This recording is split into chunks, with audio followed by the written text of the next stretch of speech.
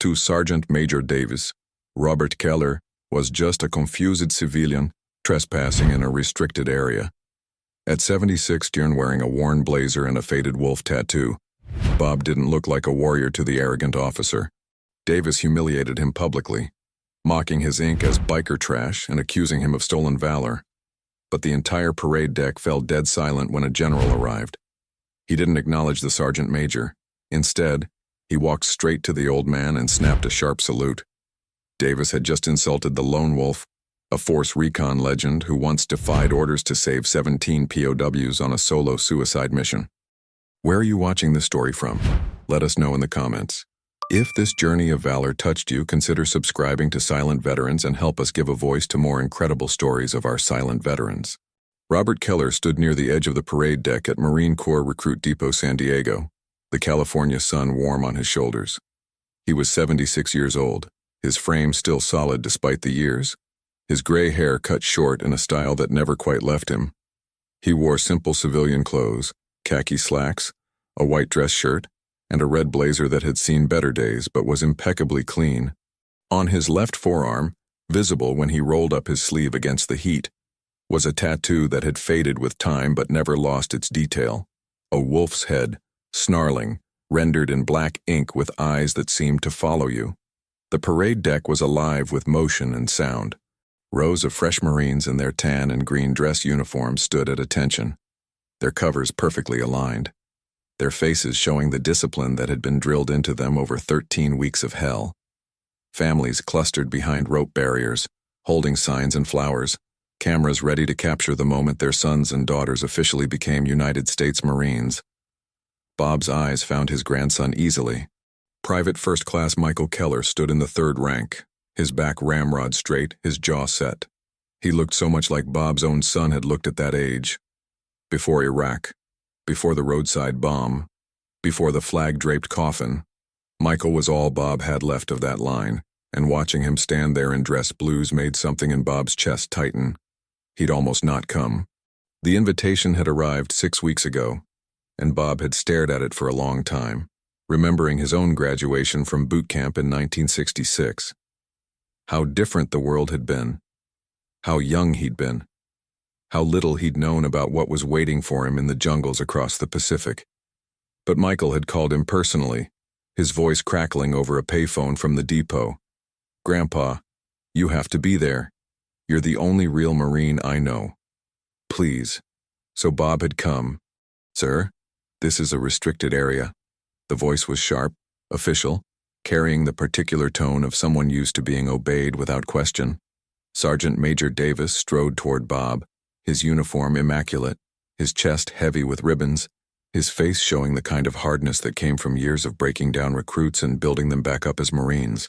Bob turned to face him, his expression calm. "I'm here for the graduation ceremony." "My grandson," Davis cut him off with a raised hand. "Family viewing area is behind the barriers, sir. You need to move back. This is the duty area. Marines only." Bob glanced down at his civilian clothes. Understanding the assumption, "I was just trying to get a better view before the ceremony starts. I'll move." But Davis wasn't done. He stepped closer, his eyes narrowing as they traveled over Bob's weathered face, his simple clothes, the way he stood, and then his gaze dropped to Bob's forearm, to the rolled-up sleeve, to the tattoo. The sergeant major's expression shifted from official sternness to something closer to contempt. "Nice ink," he said, his voice dripping with sarcasm. "Let me guess, biker club? Veterans group? Or did you just think a wolf looked tough?" Bob didn't respond. He'd learned a long time ago that some people needed to make themselves feel big by making others feel small. It wasn't worth the energy. "Look," Davis continued, warming to his audience as a few other staff members and early arriving families turned to watch. "I get it.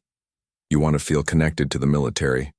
Maybe you watch a lot of war movies, think it makes you part of the brotherhood. But this," he gestured at the tattoo, "this is disrespectful. These young Marines earned their place here. They bled for it. You don't get to play dress up with military imagery because you think it looks cool." A woman standing nearby, another Marine in dress blues, a captain, looked uncomfortable. "Sergeant Major, maybe we should—" "I'm making a point, Captain," Davis snapped. He turned back to Bob, his finger now pointing directly at the wolf tattoo. This kind of thing cheapens what we do.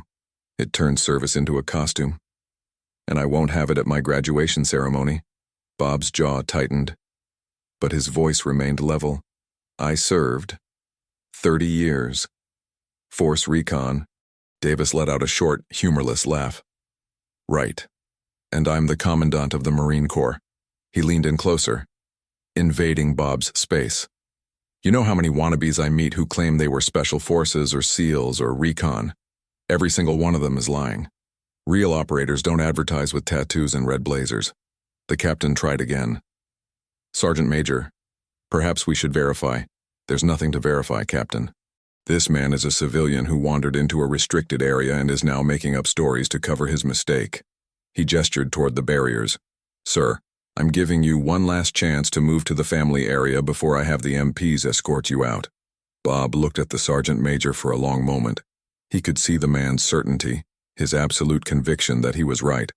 He'd met 100 men like Davis over the years. Good Marines, dedicated to the Corps, but so locked into their view of the world that they couldn't see past their own assumptions. I'll move, Bob said quietly. Good. Davis's hand reached out, not quite touching but gesturing emphatically at the tattoo. And maybe next time, think twice before disrespecting the uniform with your biker art. The moment Davis's finger pointed directly at the wolf, something shifted behind Bob's eyes. The parade deck with its neat rows and polished brass began to fade. The California sun became the filtered green light of triple canopy jungle. The sound of families chatting and cameras clicking morphed into the distant thump of helicopter rotors and the closer, more immediate sounds of an enemy camp waking to morning stand-to. Bob was no longer 76. He was 23, crouched in thick vegetation 30 meters from a bamboo fence, his face painted with mud and charcoal, his utilities soaked with 3 days of sweat and river water. The year was 1970. The place was somewhere in Laos that didn't officially exist, where American forces weren't supposed to be operating. Through his binoculars, he could see the prison compound, a collection of bamboo cages surrounded by guards, situated in a clearing hacked out of the jungle. Intelligence said there were 17 American POWs inside, shot down over the trail and captured by NVA regulars who'd moved them into Laotian territory, specifically because they knew the UIS wouldn't risk an international incident with an official rescue operation. So they'd sent Bob alone, because a lone operator could do what a team couldn't: move without being detected, strike without being anticipated, disappear without leaving evidence. Keller, the voice crackled in his earpiece, barely audible. Command says abort. Too many hostiles. Estimate 40 to 50 NVA regulars in that camp. Extraction impossible. Return to LZ Alpha for pickup. Bob's thumb keyed his radio, his voice barely a whisper. Negative. Overwatch. I have visual on our people. They're in bad shape. If we leave them, they're dead in a week. Keller, this is a direct order. Abort mission and return to... Bob switched off the radio. Orders were orders, but some things mattered more than orders. He'd seen the intelligence photos of these men, read their names, memorized their faces. Captain James Morrison, shot down over Chapone. First Lieutenant David Chen, pilot of a Huey that never made it home. Staff Sergeant Robert Williams, door gunner, 19 years old. They were his brothers, and he wasn't leaving them. He waited until dusk, when the light faded and the guards grew complacent. He'd watched their patterns for 2 days, timing their rotations, noting their blind spots.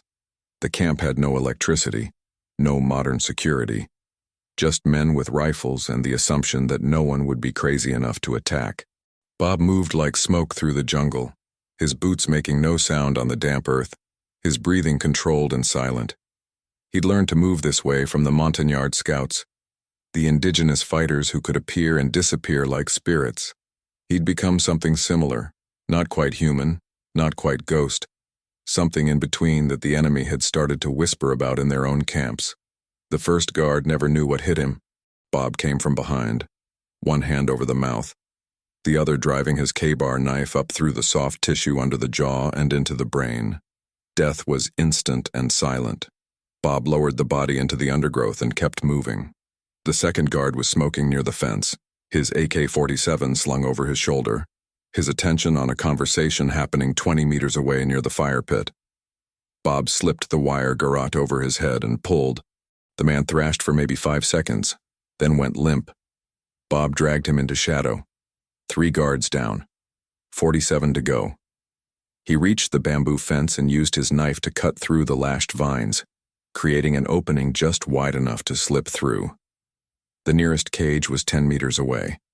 Inside, he could see the silhouettes of men, too thin, too still, the posture of people who'd given up hope. Bob crossed the distance in a crouch, moving between patches of shadow. He reached the cage and whispered through the bamboo, "Captain Morrison." The figure inside stirred. Confusion, then shock registered on the gaunt face. "Who?" "United States Marine Corps. I'm getting you out."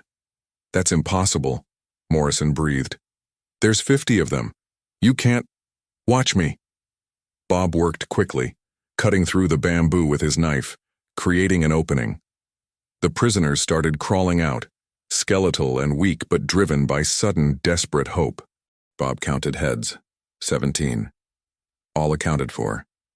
He pointed toward the hole in the fence. "That way. Move quiet. Wait for me in the jungle. If shooting starts, run north. Do not stop. Pickup zone is 3 clicks that direction." "What about you?" Morrison asked. "I'm buying you time." Bob handed Morrison his sidearm, a 1911 pistol, and 2 magazines. Then he moved back toward the center of the camp, toward the fire where most of the guards were gathered, eating their evening meal. He had 4 fragmentation grenades on his belt. He used them all. The explosions turned the night into chaos. Fire and shrapnel tore through the gathered soldiers. Bob was already moving, his rifle up, firing controlled bursts into targets silhouetted against the flames. He dropped 6 men in as many seconds, then melted back into the shadows as return fire started chopping through the bamboo where he'd been. He led them on a chase, firing from different positions, making them think there were multiple attackers. He used the terrain, the darkness, their confusion. Every minute he kept them focused on him was another minute the prisoners were getting farther away. A bullet caught him in the left shoulder, spinning him around. He felt the impact more than the pain, the adrenaline keeping everything at a distance. He rolled, came up firing, dropped 2 more guards who'd gotten too close. Then he was running, crashing through the jungle, behind him the sounds of pursuit and shouted orders in Vietnamese. He ran for 20 minutes, his lungs burning, his shoulders screaming, until he found them, the 17 prisoners, huddled in a gully, Morrison standing guard with the pistol. "Move," Bob gasped. "They're coming." They moved. Through the jungle, through streams to break their scent trail, through terrain that should have been impossible for men in their condition. But fear and hope are powerful motivators, and Bob pushed them hard because he knew if they were caught now, death would come slowly. They reached the LZ just as dawn was breaking. Bob activated his emergency beacon, and 6 minutes later a pair of Hueys came thundering over the treetops, door gunners laying down suppressing fire as NVA troops broke through the tree line behind them.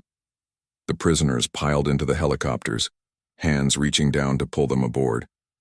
Bob was the last one up, his shoulder now numb, his vision starting to gray at the edges from blood loss. As the Huey lifted off, he looked down at the jungle that had tried so hard to kill him and failed.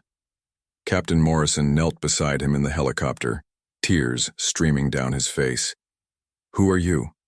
Bob's voice was faint, his strength fading. "Chief Warrant Officer Robert Keller, Force Recon. You came alone."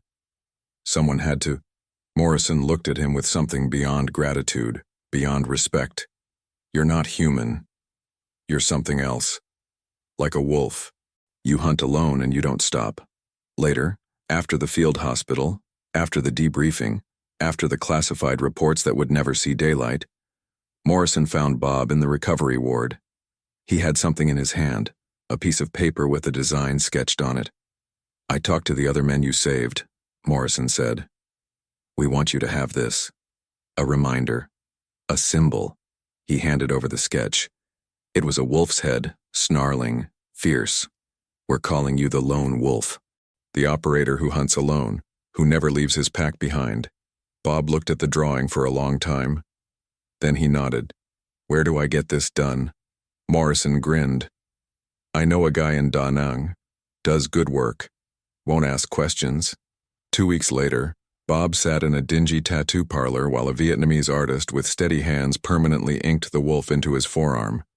It hurt like hell, but Bob didn't flinch. Pain was temporary. The mark was forever. He blinked, and 50 years collapsed. The jungle dissolved into the California sun. The screams of freed prisoners faded into the crisp commands of drill instructors. The weight of his rifle dissolved into the summer breeze. Bob was back at the parade deck, standing in front of Sergeant Major Davis, whose finger was still pointed at the wolf tattoo, whose mouth was still twisted in contempt. But Bob barely heard him now. He was still half in the past, still feeling the weight of 17 lives saved, still hearing Morrison's voice. "You're like a wolf." And then, cutting through the noise of the gathering crowd, through Davis's continued lecture about respect and honor, Bob heard footsteps, heavy, purposeful, the kind of footsteps that made Marines straighten their backs and square their shoulders. Sergeant Major Davis. The voice was deep, commanding, and carried the unmistakable authority of high rank.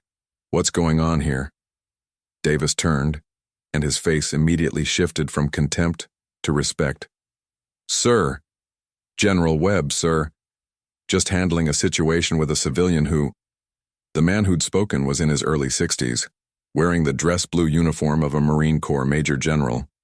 2 stars gleamed on his collar. His face was weathered but strong, his eyes sharp and assessing.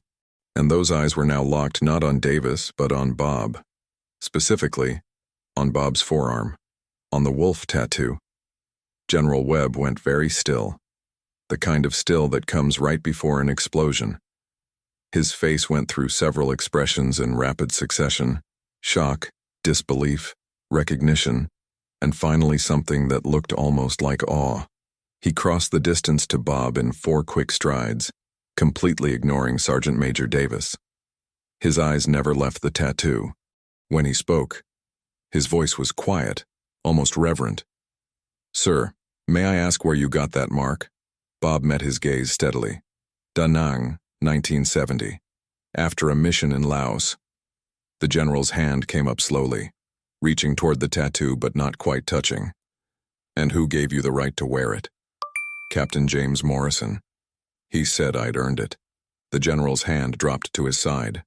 His entire body seemed to shift, and then he did something that made every Marine within eyeshot freeze in disbelief. He snapped to attention and rendered the sharpest, most precise salute Bob had ever seen. "Chief Warrant Officer Robert Keller," the general said, his voice now carrying across the entire parade deck. "Sir, it is the highest honor of my career to stand in your presence." The silence that followed was absolute. Sergeant Major Davis looked like he'd been struck by lightning. The captain who'd tried to intervene earlier had her hand over her mouth. The families and early arrivals all turned to stare. Bob returned the salute. Muscle memory from decades ago taking over. "General Webb, you have me at a disadvantage." The general lowered his salute but didn't relax his posture. "Sir, you wouldn't remember me. I was 7 years old in 1970. But you saved my father's life." Captain James Morrison, shot down over Chapone, held in a prison camp in Laos. "You infiltrated that camp alone and extracted him along with 16 other POWs. My father told me that story every day of my life until he died. He told me about the lone wolf, the Marine who became a legend." He turned to address the crowd, his voice rising to fill the space. "Ladies and gentlemen, Marines, I need you to understand what you're looking at. This man," he gestured to Bob, "is Chief Warrant Officer Robert Keller, retired. To most of you, he's just another grandfather here to watch his grandson graduate. But to the Marine Corps, to the men and women of Force Reconnaissance and Accusations, he is something very different. He is the lone wolf." Several of the older Marines in the crowd straightened, their eyes going wide. The younger ones looked confused, but the name was clearly hitting some like a physical blow. The lone wolf, General Webb continued, is not a myth or a legend from a war movie. He's a real operator who ran classified missions into enemy territory during Vietnam. Missions so dangerous that they were conducted solo because even two-man teams had too high a mortality rate. In May of 1970, Chief Keller was ordered to abort a rescue mission because intelligence determined it was a suicide run. 40 to 50 enemy combatants guarding 17 American prisoners. One Marine. No support, no backup, no margin for error.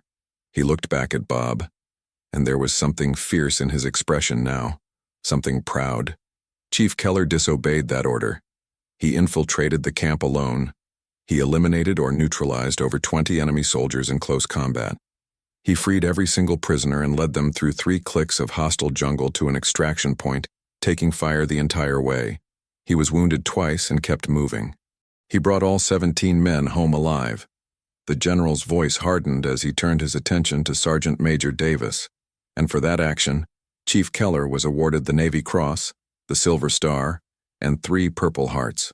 Over his 30-year career with Force Recon, he ran more than 200 classified missions. He trained 3 generations of Recon Marines. He is one of the most decorated operators in Marine Corps history, and his service record is still mostly classified because of the sensitive nature of his work. He stepped closer to Davis, and the temperature seemed to drop. So when you mocked his tattoo, Sergeant Major, when you called it biker trash and accused him of stolen valor, you weren't insulting some random civilian. You were insulting a Marine who has more combat time than everyone on this parade deck combined. A Marine who earned that wolf through blood and sacrifice that you cannot even begin to comprehend. Davis had gone pale. His mouth opened and closed, but no sound came out. General Webb turned back to Bob, his expression softening.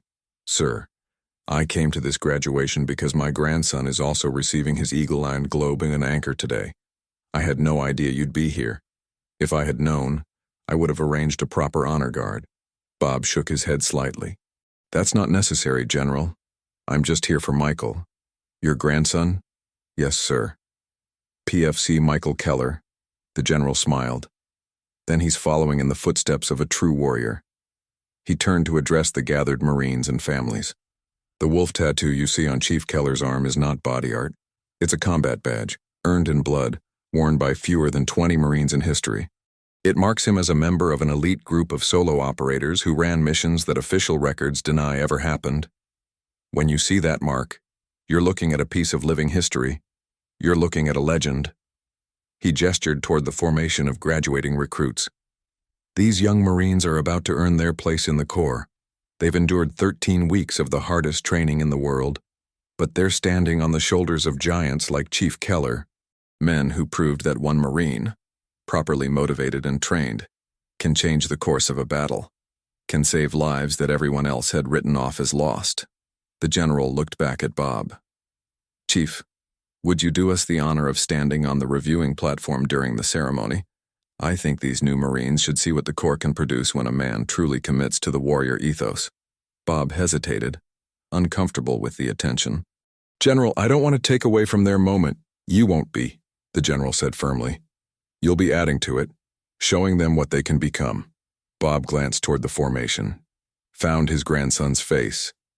Michael was staring at him with an expression of shocked pride and dawning understanding. Bob had never told him the full story, had never wanted to burden the kid with expectations or legends, but maybe it was time Michael understood where he came from, what legacy he was inheriting. All right, General, Bob said quietly. I'll stand with you. General Webb extended his hand, and Bob shook it. The general's grip was firm, respectful. Then he turned to Sergeant Major Davis, who still stood frozen in humiliated silence. Sergeant Major, the general said, his voice cold, you will report to my office at 0800 tomorrow morning. We're going to have a very long conversation about respect, about assumptions, and about the importance of recognizing that not all warriors wear their service on their sleeves. Some of them wear it in scars and ink and silence. Is that understood? Yes, sir, Davis managed, his voice barely above a whisper. Good. The general looked at the captain who'd tried to intervene earlier. Captain Rodriguez, please escort Chief Keller to the reviewing stand. Make sure he has everything he needs. "Yes, sir," Captain Rodriguez said, and there was genuine warmth in her smile as she approached Bob. "Chief, it would be my honor." As Bob walked toward the reviewing platform, he could feel the eyes of hundreds of people on him. But for once, the attention didn't make him uncomfortable, because he could also feel something else. The pride of young Marines who were seeing maybe for the first time what their corps was truly capable of producing. The respect of veterans who understood what the wolf meant, and the love of his grandson, whose eyes never left him as the ceremony began. The graduation was everything it should have been: solemn, proud, transformative. Bob stood on the platform next to General Webb and watched as Michael and his fellow recruits earned their Eagle, Globe, and Anchor. When Michael's name was called and he stepped forward to receive his certificate, Bob felt something in his chest that he hadn't felt in years: pure, uncomplicated pride. After the ceremony, as families flooded onto the parade deck to find their new Marines, Michael found Bob. The kid, no, not a kid anymore, a Marine, stood in front of his grandfather with tears in his eyes.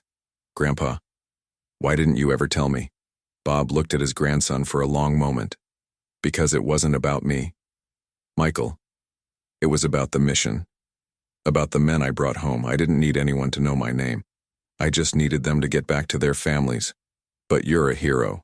Bob shook his head. "I'm a Marine who did his job. Just like you're going to do yours. That tattoo," he gestured to his forearm, "isn't about glory. It's about remembering that sometimes you have to stand alone.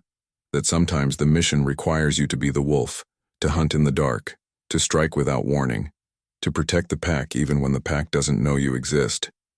Michael nodded slowly, understanding settling over his features. "Is that what you want me to be?" "I want you to be a good Marine," Bob said. "However that looks for you. Maybe you'll be a wolf like me. Maybe you'll be something else. But whatever you become, do it with honor. Serve with everything you have. And remember that the real measure of a warrior isn't the medals or the recognition. It's the lives you save, the people you bring home." 3 months later, Bob received a letter from General Webb. Inside was an invitation to the dedication of a new training facility at Camp Pendleton, the Lone Wolf Center for Advanced Reconnaissance Training. The letter explained that the Corps was establishing a program to train the next generation of solo operators, and they wanted Bob's permission to name it after his call sign. Bob called the general and gave his approval, with one condition: that the program accept Marines from all backgrounds, and that it emphasize the importance of mission over glory, service over recognition, and brotherhood over personal achievement. The dedication ceremony was smaller than the graduation had been, but more meaningful in its own way. Bob stood in front of the new facility, looking up at the name etched in stone above the entrance. Next to him stood not just General Webb, but also 3 of the men he'd rescued from that camp in Laos 50 years ago. They were old now, like him, but their eyes held the same fierce gratitude they'd had on that helicopter ride out of hell. One of them, a man named Chen, who'd been a first lieutenant and was now a retired colonel, placed a hand on Bob's shoulder. "We never forgot," he said simply. "And now no one else will either." Bob looked at the building, at the young Marines filing in for their first day of training, at the wolf emblem that now hung on the wall inside, and he allowed himself a small smile, knowing that the legacy wasn't about him. It was about what he'd taught, what he'd proven, what he'd inspired. That night, Bob had dinner with Michael, who'd gotten leave to attend the ceremony. Over burgers at a diner near the base, Michael asked the question that had been on his mind for months. "Grandpa, do you think I could earn a tattoo like yours?" Bob looked at his grandson across the table. The wolf on his forearm seemed to catch the diner's fluorescent light, its eyes gleaming. "You already are," he said. "Every time you put on that uniform and do the work, every time you stand watch while others sleep, every time you choose service over self. The ink is just a reminder. The real mark is what you carry inside." Michael nodded, and Bob could see the determination settling into his features. The same determination Bob had felt 50 years ago when he'd decided that 17 lives mattered more than orders or safety or his own survival. The wolf hunted alone, Bob thought, but he always remembered the pack. And that's what made him more than just a predator. That's what made him a guardian. If you were moved by Robert Keller's story of quiet courage and hard-earned respect, please like this video, share it with someone who honors our veterans, and subscribe to Silent Veterans for more stories of the unassuming heroes who walk among us.